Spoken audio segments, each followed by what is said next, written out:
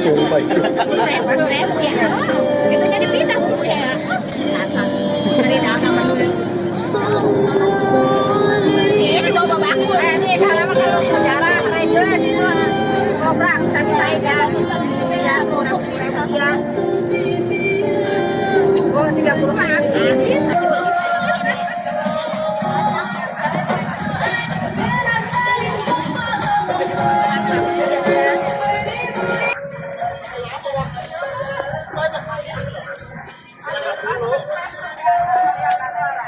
Cari itu ya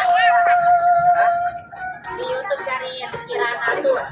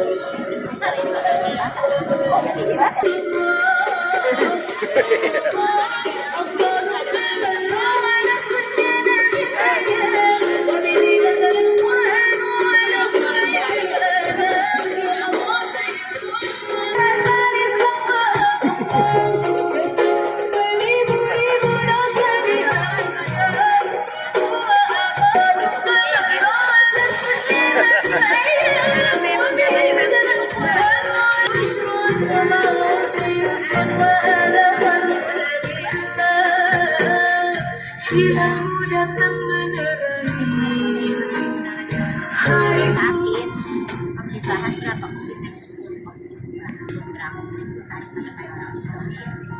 sekarang bicara meter aja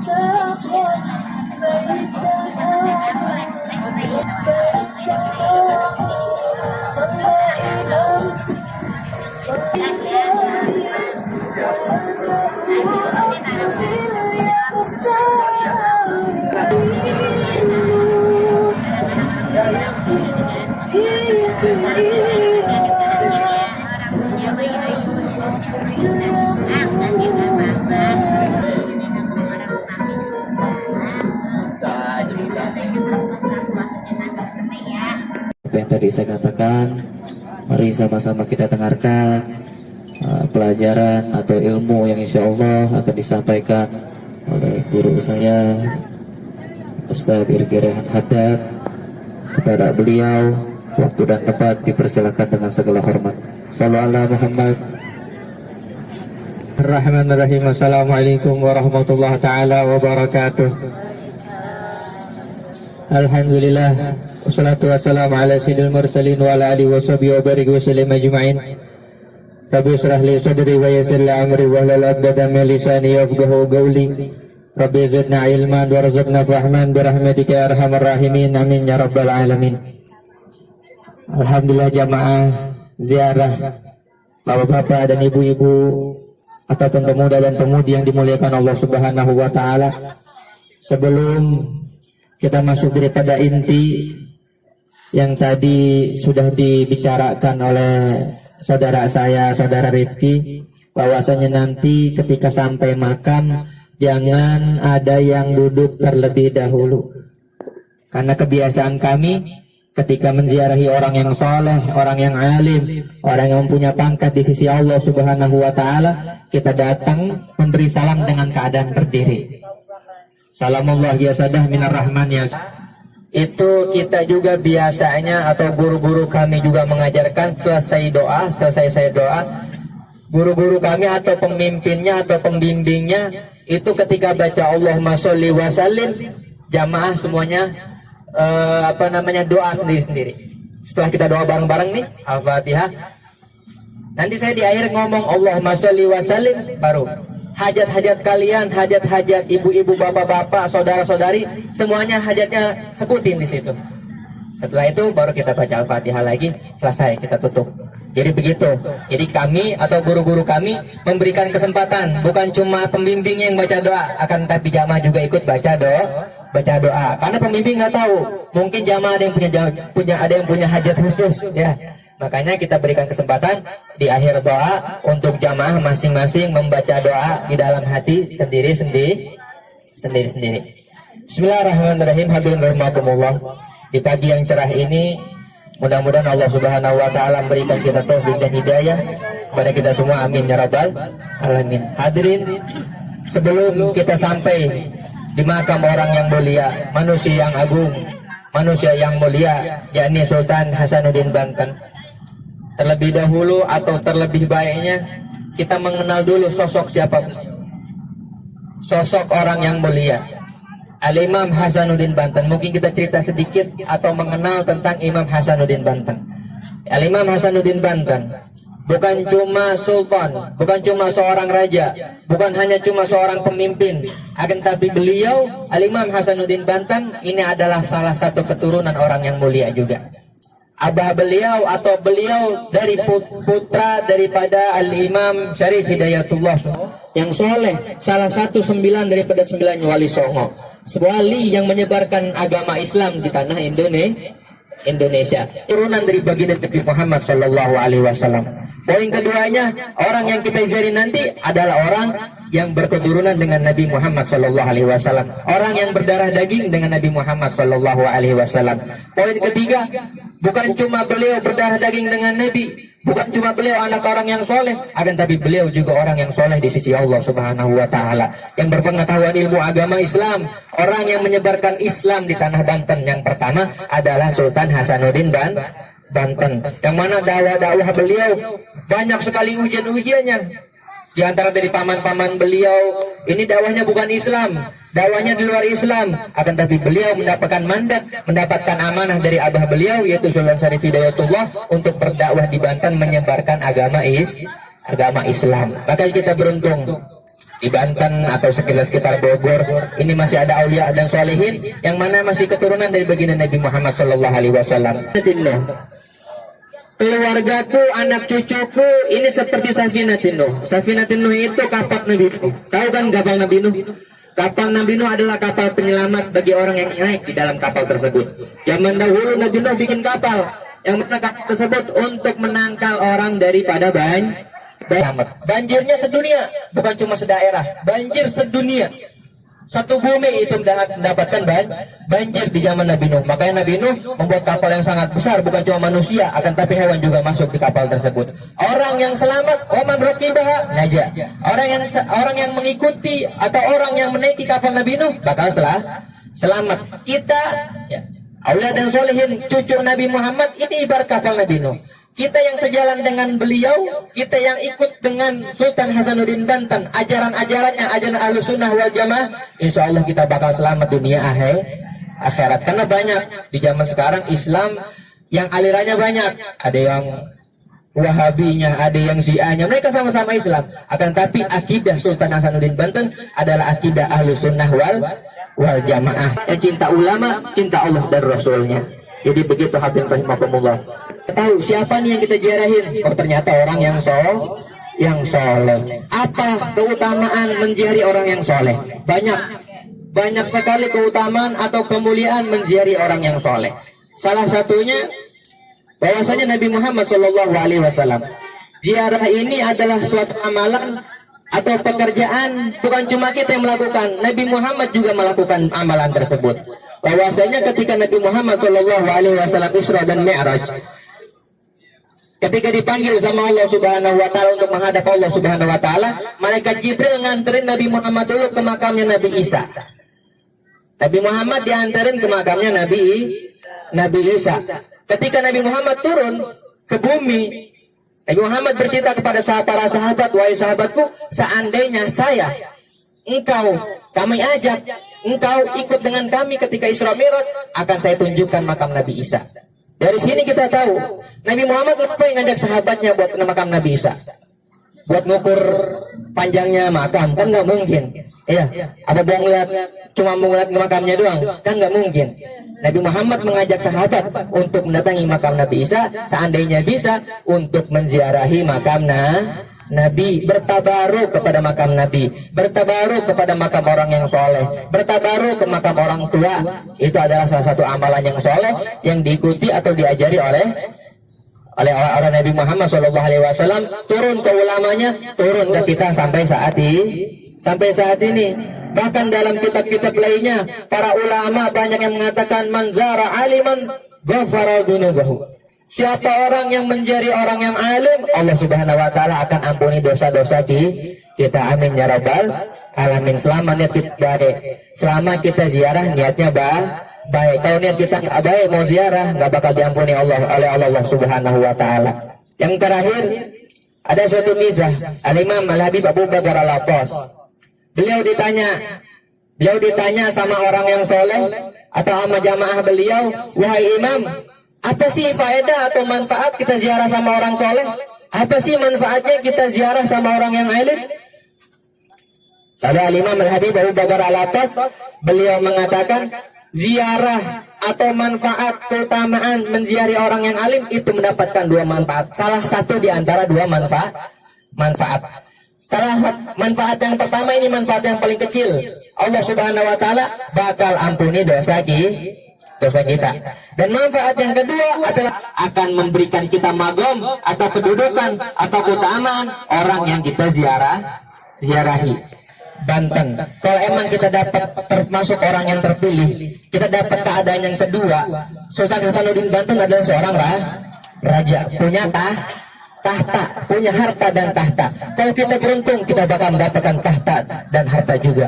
Sultan Hasanuddin Banten adalah orang yang alim, orang yang ahli ibadah. Kalau kita beruntung juga, kita mendapatkan ibadah atau keutamaan agar bisa ibadah seperti Imam Hasanuddin Banten, ya.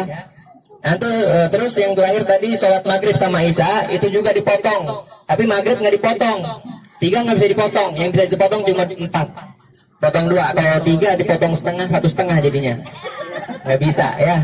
Jadi 3 tetap 3 rakaat, maghrib tetap 3 rakaat, isyanya 2 rakaat. Kapan sholatnya? Sholatnya di waktu isya. Jadi maghribnya ntar nggak sholat, kita gabung di waktu isya. Nanti ketika azan maghrib, niatin dalam hati mau jamak takhir, dalam hati niatin ketika azan isya. Assalamualaikum warahmatullahi taala wabarakatuh. Alhamdulillah, sama kita dengarkan sedikit tausiah daripada Ustadz Irgi Rayhan Haddad. Mudah-mudahan apa yang tadi beliau sampaikan itu menjadi manfaat untuk kita semua. Para bapak dan ibu, saudara-saudari sekalian, tadi dijelaskan tentang pelaksanaan sholat. Kenapa pelaksanaan sholat kok digabung-gabungkan?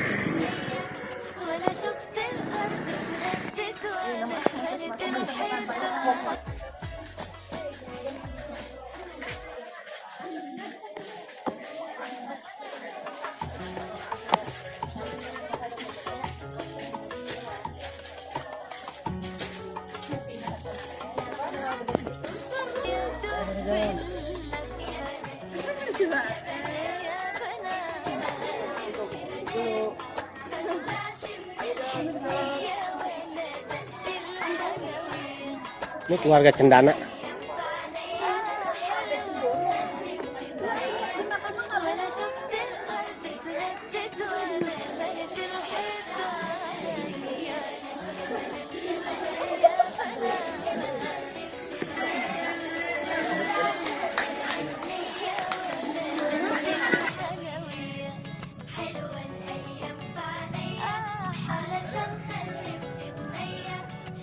شفت الأرض اتهدت ولا ملت الحيط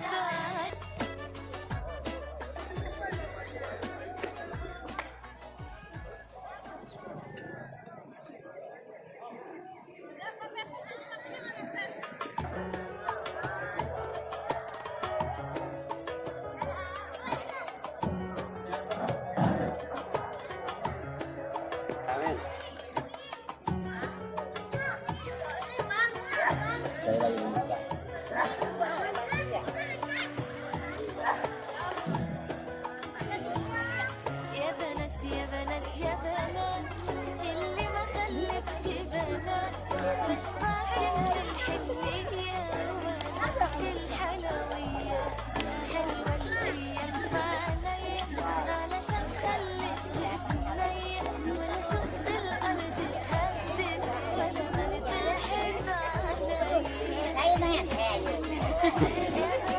Yung pwede mo tagbati, ano nang buta? مشبعش من الحنية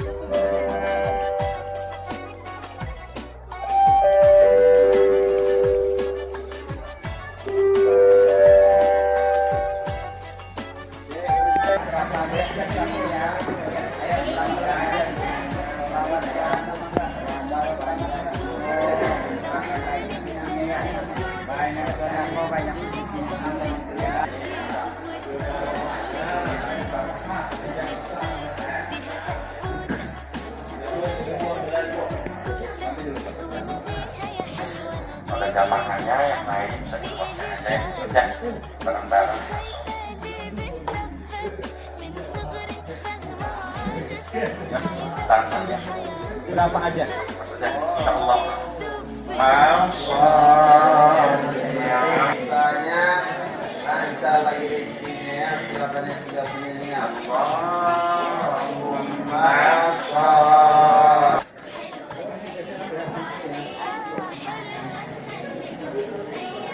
ولا شفت الأرض اتهدت ولا ملت الحيطة يا بنات مشبعش من الحنية ولا دقش الحلوية حلوة الأيام فعليا علشان خليت بنية ولا شفت الأرض اتهدت ولا ملت الحيطة يا بنات يا بنات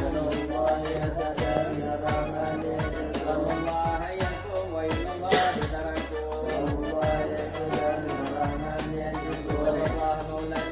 اللي ما خلفش بنات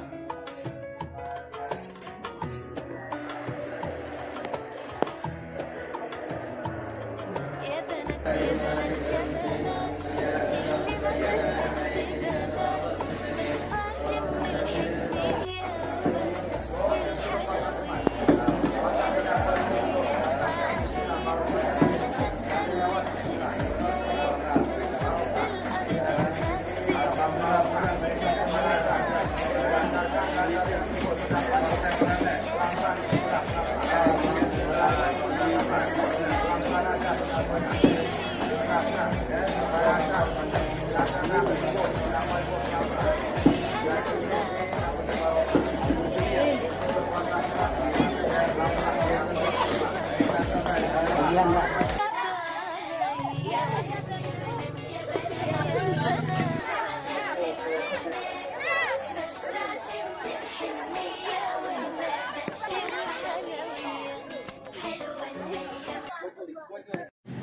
Assalamualaikum warahmatullahi wabarakatuh.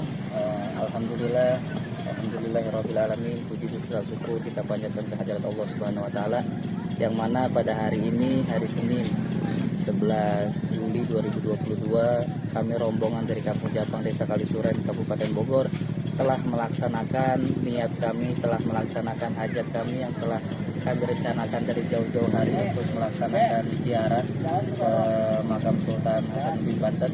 Alhamdulillah pada hari ini kami telah melaksanakan ziarahnya itu, dan insya Allah selesai makan siang kami akan melangsungkan perjalanan ke Pantai Laguni atau di daerah Anyar.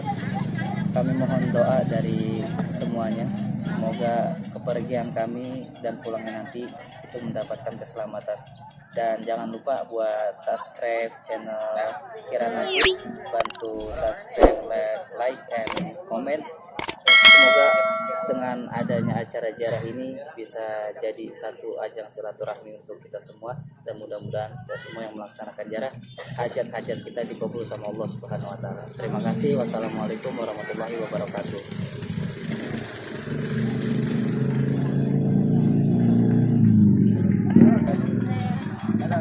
Ya, dia nanya ke kita.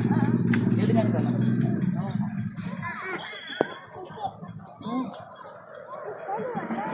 Jam 9 lah, saudara. Mau dulu.